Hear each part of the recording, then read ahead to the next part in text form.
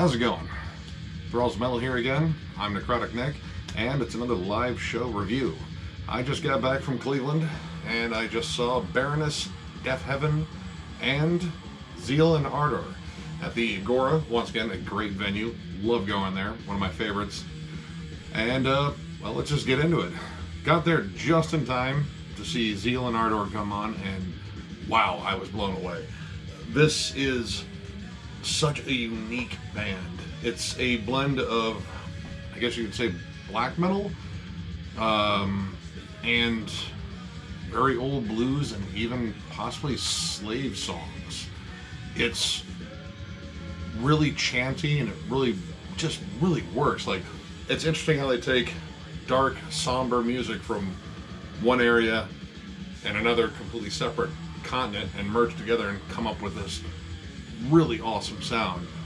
3 vocalists going at the same time, 2 that are essentially backup singers, but they're still constantly going, and then the frontman playing guitar and singing.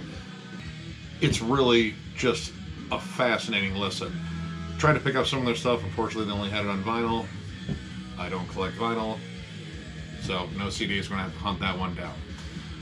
Next up, we had Deafheaven. Deafheaven's pretty much a blend of shoegaze and black metal. I'm not a huge shoegaze fan. I'm really starting to find that out after seeing Astronoid as well this year. I just don't like how they have much longer songs that don't really build any moments. They kind of stay in this stagnant tremolo strumming. I like the black metal elements. There was one particular song that they played called Black Brick, which I guess was a new one for Deafheaven. And it starts off very thrashy, a really good chuggy riff. It's getting into it, and then it sort of just descends into almost the same thing that's in every single song, like these big layered tremolo strumming over a blast beat, and just the same scream over and over again, which was really out front in this live performance. It was unbelievably loud. Like, it almost drowned out everyone else, which I guess is ideal if you want your frontman to be heard, but it just wasn't super interesting to me. And these songs were running what felt like 10 minutes apiece. They may have been shorter.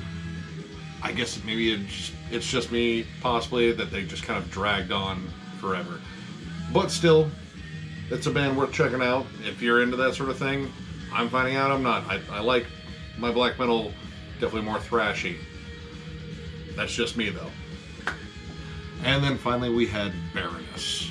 Oh my god, this may have been the best set I've ever seen them play. Granted, I've only seen them one time before this, but the first time I saw them, they didn't play anything off the Blue record, which I adore that album.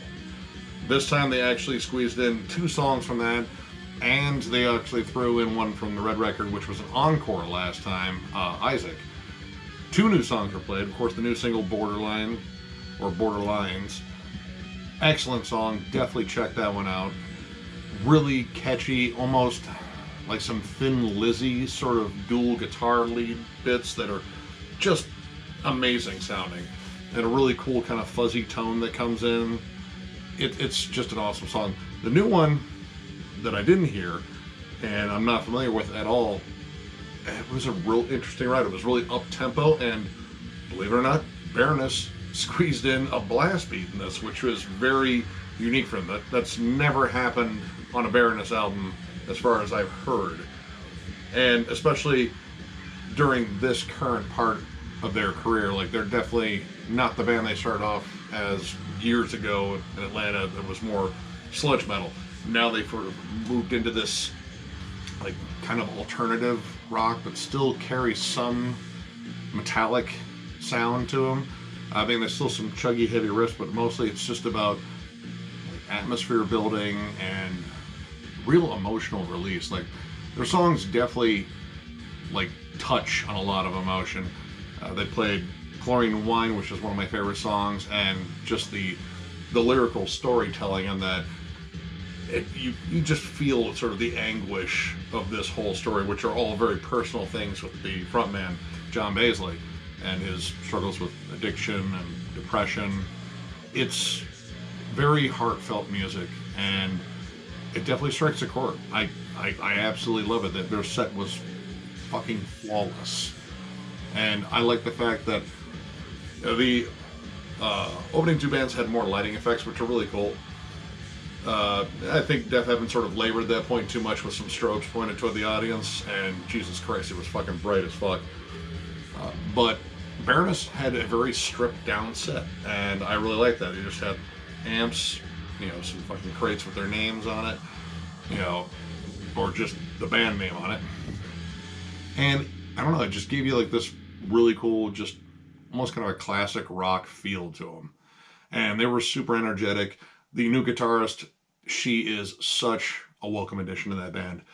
She is fantastic. The lead play, bouncing back and forth between her and John Baisley, was spot on.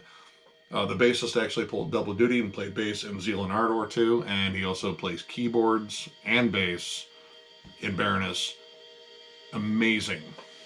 This band, like you just have to see this band live. It's one of my absolute favorites. They may not be the heaviest band ever, but man, they're fucking good. Now, as for concert swag, because you got to get some, I picked up a whole new Baroness shirt. This is apparently the cover that's coming out for the new album, Gold and Gray. I believe that comes out in June, and you bet your ass I'm getting it. And I'll probably do a review of it, more than likely. I have to. I'm super eager to hear this. And one other thing I picked up, and this is kind of unique to this show because I've never picked up art from the band. This is a print done by John Baisley, and this is just awesome. I love his artwork. This is all like watercolor based, I believe, and he just paints these very interesting images of generally skulls and women, like flowers stuffed inside of skulls, bones and such. It's just really interesting artwork, and I believe it was $20. Why not? This is fucking awesome. This is definitely going on my wall somewhere when I find some real estate. But yeah, the next show I believe I'm going to should be Psychroptic, Cannabis Corpse, and Gorod. And there's another band on the bill I'm forgetting right now. And that will be at the Sanctuary in Detroit. If not, there'll be another show I'm definitely going to review. But this was another kick-ass one. Super glad I fucking went. And once again, if you like this, give it a thumbs up. If you've never seen the channel before, sub it. Check out more of the videos. And I will catch you later.